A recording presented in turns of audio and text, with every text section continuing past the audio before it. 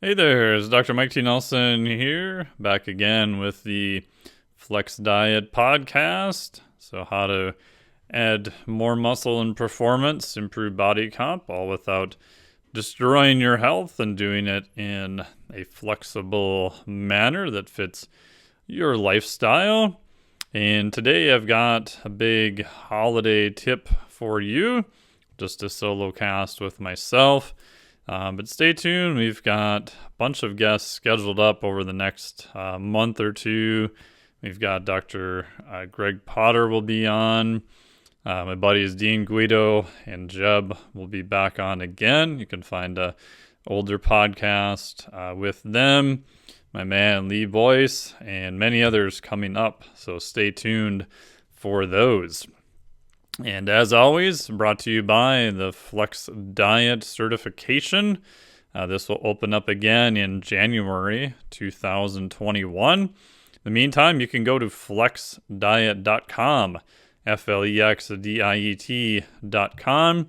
Hop on to the wait list to get notified before everybody else. That'll also put you onto the daily newsletter, where I have updates for you each day right into your inbox. So the Flex Diet, as you probably know from listening to this, is 8 different interventions centered around nutrition and recovery. We go down a big picture of how to use the concepts of metabolic flexibility and flexible dieting. We talk about 8 of the different interventions in a 1-hour technical video. And then I also break down how to specifically use each one of them via 5 specific action items for 8 of the interventions. So it's a complete system for you to use with your clients for nutrition and recovery. So my big holiday tip for you today has the 2 letters H and H. If you've done the Flex Diet Cert, or if you haven't yet, you'll realize that I'm really big on abbreviations and kind of mnemonics like that so that you can remember stuff a little bit better. And also a reminder, most of you probably know this, but most people gain almost all of the weight that they'll gain over the course of a year from, and especially in the US, November and December. So even if you can stay weight neutral, or if you're a coach, have your clients stay weight neutral during this time period, you're going to be at an advantage come January 1st when everyone's doing all of the fat loss and body composition New Year's resolutions. So this is something I've talked about again many times before. So as I'm recording this, we just had Thanksgiving Day here in the U.S. So happy post-Thanksgiving to everyone. We're coming up on an onslaught of cakes and pies and all sorts of other great holiday cookies. Christmas cookies are some of my favorites. So the 2 concepts today that will help you out revolve around H and H. So the first one is going to be hedonic. So there are 2 main reasons of why you eat food. Hedonic just simply means that food tastes good. It's tasty. And eating food because it tastes good, there's nothing wrong with that. Now, it doesn't mean you can mainline Krispy Kreme donuts and expect to reach your goals. However, the flip side is also true. If you have a dessert, A being a singular dessert, it's probably not going to ruin your body composition either. And if you are very active, you might get away with more than 1 dessert even. And this should not ruin all of your progress. So for compliance, as I talk about in the Flex Diet Cert, we're just generally looking for clients to hit around 90%. Now this is a lot higher than most of where they're at coming in. But again, it's not necessarily 100%. You don't need to be quote unquote perfect all of the time. And in reality, I actually get worried about clients who tell me that they don't worry about how food tastes. They'll just do whatever I tell them to do. Now, that may be true, but again, even for the most hardcore competitor, that's only going to really be true for a short period of time. So I actually get worried if they don't put any stock into consuming foods that taste good. So reason number one why people consume calories in the form of food is hedonic. Food tastes good. Number two, starting with an H, is a homeostatic. Food is needed to run your body.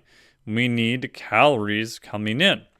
Now, it is true, you can look at fasting, you can look at people who were many 100 pounds overweight doing medically supervised fast. The longest one was about a year.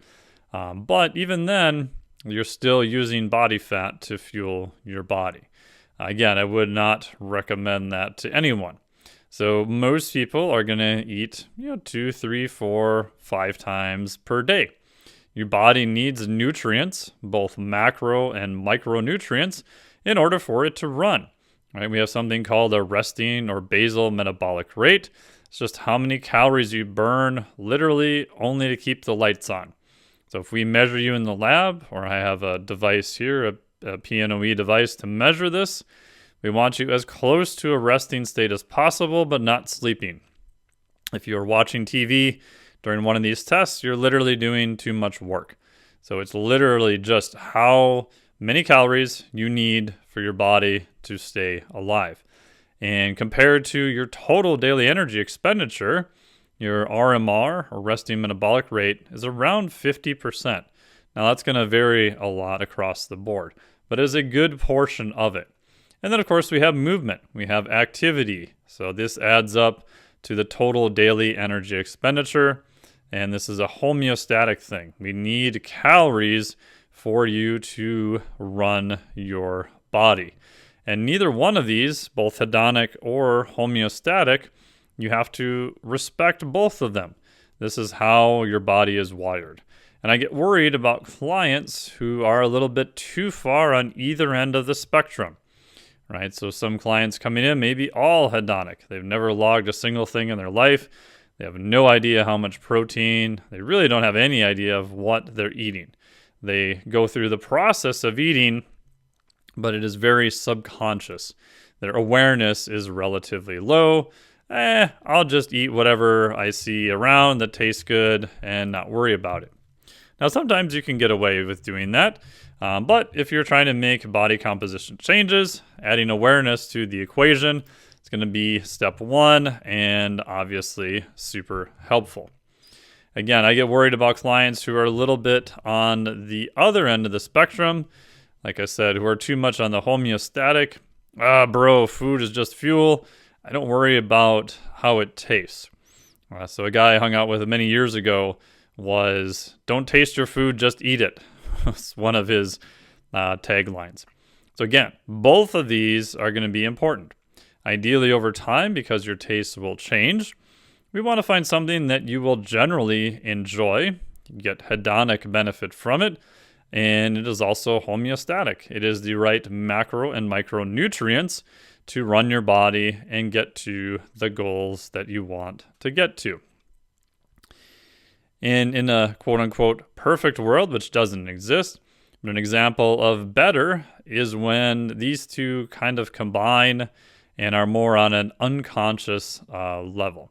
So about 4 years ago, I was at the Swiss conference right around this time in Canada. It was an awesome event. Highly recommend it if you can ever get the chance to go. So we went out to dinner that night. So it was myself, Dr. John Berardi, who is a co-founder of Precision Nutrition. J.L. Holsworth, you probably know from RPR, also runs the Spot Athletics.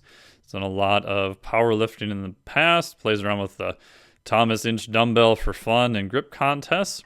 Then also Jeff Gervais, who runs Bang Fitness in Toronto, does lifting, powerlifting, BJJ. And also Lauren, who is a massage therapist at JL's gym, the Spot Athletics in Ohio. So all of us decided to go out to have a nice dinner. We had big portions of dead animals and some vegetables. And probably to maybe some of your shock, most of us had a beer and dessert. Yes, we had beer, which of course was dark beer, and tasty desserts. And the universe didn't implode. The interesting part was it wasn't really a big deal. Nobody sat there for 20 minutes hemming and hawing if they should order a beer, should they have cheesecake. It was a pretty easy yes or no decision and wasn't a topic of discussion for the next 2 hours at all. The only slight debate was JB, who was sensitive to lactose, and was wondering how much of there was of lactose in the brownie bomb dessert. And if you follow JB's stuff, you know that he is a big fan of lactose-free ice cream. And the next day, everyone just went back to their normal meal plan. No one was upset that they had dessert or a beer. It wasn't, again, even part of this discussion the next day. So the key part there is this was done on occasion. This wasn't something that is done for every single meal of the day. And again, all the people there have experience both with the hedonic and the homeostatic side. And it fit within their goals and their lifestyle. And since they have experience doing it, it wasn't really a big deal. So the takeaway from this is the long-term goal, in my opinion, is not necessarily tracking every macro or micronutrient that comes into your pie hole. Yes, you may need to do this for a period of time. Yes, it can be extremely useful. Yes, I do talk about all sorts of nutrition habits and how to set them up in the Flex Diet certification. But the long-term goal is that you should remain on track towards whatever your goals are with, paradoxically, the minimal amount of tracking. It should become more of an unconscious competence. So, for example, I was recently in South Padre, Texas. My wife and I drove down there, and we were hanging out, did some kiteboarding ended up being about 5 weeks. The wind was a little bit lighter than what I would have liked, but I can't do anything about that. So I didn't really kiteboard as much as I normally have in the past. And normally in the past, I end up usually losing a couple pounds in this process. Even though I'm known to eat Pop-Tarts and drink dark beer after a long kiteboarding session. But during this time, most of my other food is real food. I do have a few more cookies and maybe some day-old donuts from the local coffee shop, which were really good. But I'm also outside, and I did a short run each morning. My wife and I did a long walk on the beach since we're right next to the ocean. Most days, if there's wind, I'm going to go out kiteboarding. So I may do 1 or 2 sessions of riding. The longest session I did this time was a PR of kiteboarding for 60 miles. And that wasn't even a downwinder. That was just riding back and forth for 3 hours and 40 minutes in a row. So I'm getting a lot more activity on top of training a few times a week there. So I can get away with drinking a little bit more beer, having a few more cookies, etc. And when I came back, I didn't log a single thing the entire time. I didn't get on a scale. I came back and my body weight was literally within 1 pound of where I left. Now again, I have the advantage of having run this experiment many, many times.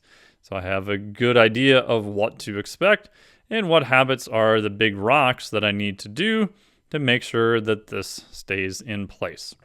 So to wrap up, especially around the holiday time, even staying neutral with body weight or body comp is going to be a win, especially for most of your clients.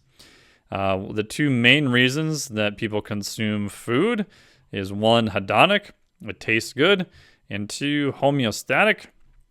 We need food in order to run our body. Both of those are good things.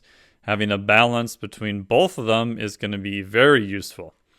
Tracking can be a good tool depending upon how it is used, but the end goal shouldn't be that you have to track everything the entire rest of your life.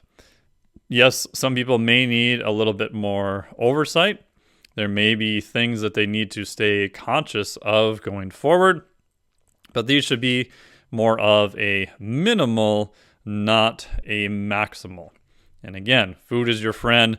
Doesn't necessarily have morality attached to it. So thank you very much for listening to this one. Greatly appreciate it. If you want more information, the Flex Diet certification opens again in January. Right now in 2021, it'll be open on a quarterly basis. Go to flexdiet.com. You can get on the wait list there, and the daily newsletter you can also be added to automatically. So thank you so much. Greatly appreciate it. Talk to you again soon.